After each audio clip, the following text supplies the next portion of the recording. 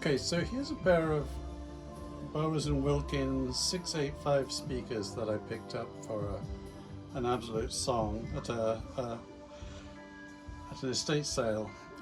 They're just high quality, fantastic Bose and Wilkins speakers. Everybody knows them.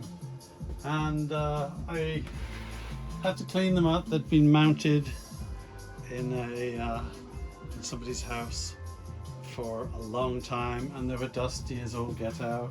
So I cleaned them off with a bit of my favorite cleaning solution, which is this stuff, which I use for just about every damn thing. But the problem with these beasts is they use some horrible old plastic that decays after a certain number of years.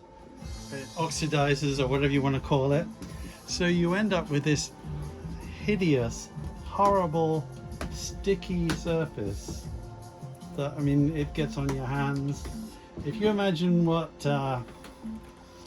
maybe something had been above a deep fat fryer for 10 years, that's kind of the effect it seems to be. You can't clean it off with my favorite glass cleaners, so I use what I've used on cameras that have the similar problem. A lot of, like, the Canon cameras, Canon digital cameras, have this thing where the plastic decays and it's just horrible and it looks terrible. So yeah, the best thing to do is one of these, some, where's it gone? God damn it.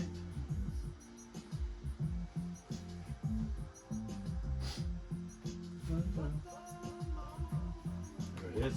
Okay. I use 91% isopropyl alcohol. Seems to do the job. I haven't got a little fancy little cup for it, so I just pour into the top of some of this, and you will see very, very quickly. Turn down. This is Flaming Lips, just in case anyone isn't familiar.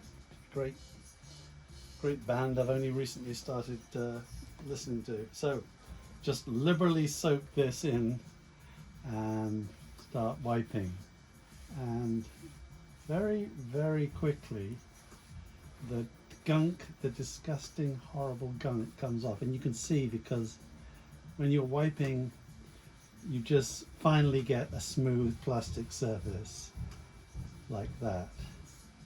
I hope you can see that properly. So there's the bit I'm wiping. And you have to use quite a lot of the alcohol, because it just this is just a tiny little bit, and you can see it is disgusting, just disgusting stuff. So just wipe and wipe and wipe, and it does come off. You have to use a lot of paper towel. It gets right onto this surround here. The cone itself, as you can see, it's vile, disgusting stuff.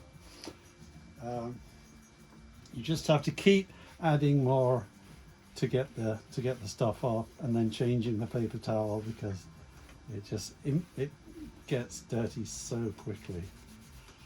So so I'll just do this one piece here, just to demonstrate, because nobody wants to see me working like a skivvy on a speaker.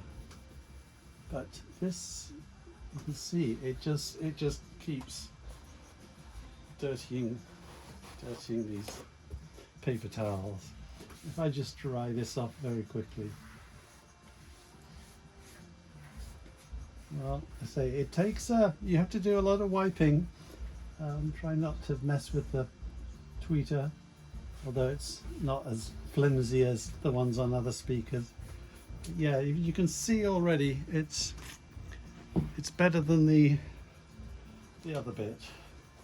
So another wipe, and you can see there's less much less gunk coming off now. Still a lot, but much less. So let's take that off. And just give it a final wipe with a dry bit, and that's what we're aiming for. There, that lovely. It doesn't tack, non-tacky, not sticking, nothing sticking to it anymore, which is more than you can say for this bit. So that's how you clean these off. When you've finally when you finally got all the gunk off, give it one more going over with the alcohol, just to make sure you've got every last little bit of the stuff off, and yeah, you're good. That is a perfectly restored speaker. I did a little polishing of the nozzle. Okay, my name is Mark. You don't need to subscribe or anything because I'm not into that kind of crap. So, thank you.